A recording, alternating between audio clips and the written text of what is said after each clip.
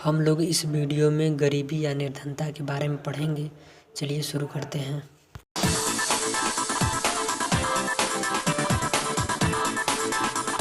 गरीबी या निर्धनता।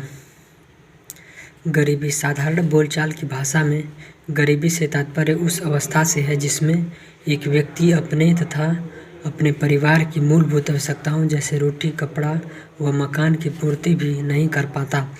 परंतु अर्थव्यवस्था में गरीबी को दो प्रकार से परिभाषित किया गया है: सापेक्ष गरीबी और निरपेक्ष गरीबी।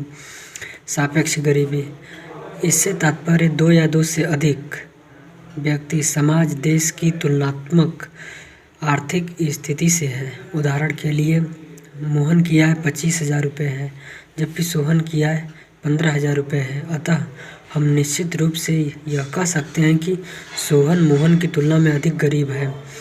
इस प्रकार दो विभिन्न वर्गों में जिसकी स्थिति कमजोर होती है वह गरीब कहलाता है। सापेक्ष गरीबी को मापने के लिए कुछ नेस्ट वक्र, मिनी गुणांक, लॉरेंज वक्र आदि का प्रयोग किया जाता है। यह सब अर्थव्यवस्था में आय वितरण की विषमता को मापते हैं। दूसरा है निरपेक्ष गरीबी। निरपेक्ष गरीबी से तात्पर्य उस आधारभूत आवश्यकताओं से जैसे भोजन, कपड़ा, शिक्षा और स्वास्थ्य सहायता आदि को जुटा पाने में असमर्थता से है।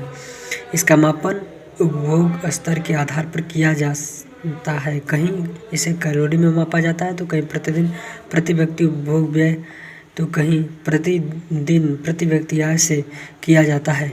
भारत में निर्धनता के कारण भारत में राष्ट्रीय आय और प्रति व्यक्ति आय कम होने के कारण ही यहाँ लोग निर्धन हैं। इन कारणों को हम 3 शीर्षों के अंतर्गत अध्ययन किया जा सकता है। पहला आर्थिक कारण, दूसरा सामाजिक कारण, तीसरा राजनैतिक कारण।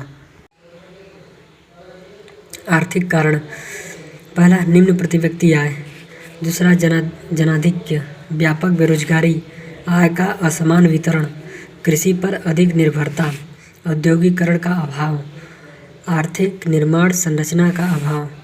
दूसरा है सामाजिक कारण: लोक जातिवाद, भाग्यवादी दृष्टिकोण, संतोष परम सुखम, शीघ्र से शीघ्र पुत्रियों का विवाह करना एक धार्मिक कर्तव्य।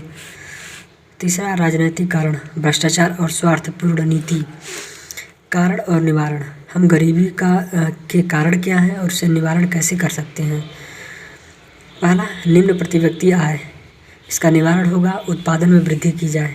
जनाधिक्य, जनसंख्या पर नियंत्रण, व्यापक बेरोजगारी, रोजगार अवसर का सृजन, औद्योगिकरण का अभाव, स्वरोजगार के लिए प्रोत्साहित या साहसी प्रवृत्ति। पांचवा, कृषि पर अत्यधिक दबाव, कृषि सहायक उद्योग का वितरण, असमान आय वितरण, आय का न्यायपूर्ण वितरण, पूंजी निर्माण की निम्न दर, बचत में वृद्धि, आधारभूत संरचना का अभाव, आधारभूत संरचना का विकास करना चाहिए, स्फीति कारक का दबाव, साख क्रेडिट नियंत्रण, शिक्षा में कमी, शिक्षा एवं प्रशिक्षण में वृद्धि। अब आता है निर्धनता रेखा। यह रेखा जनसंख्या को निर्धनों तथा गैर निर्धनों में विभाजित करती है। इस रेखा के नीचे के लोगों को निर्धन माना जाता है और रेखा के ऊपर के लोगों को गैर निर्धन माना जाता है।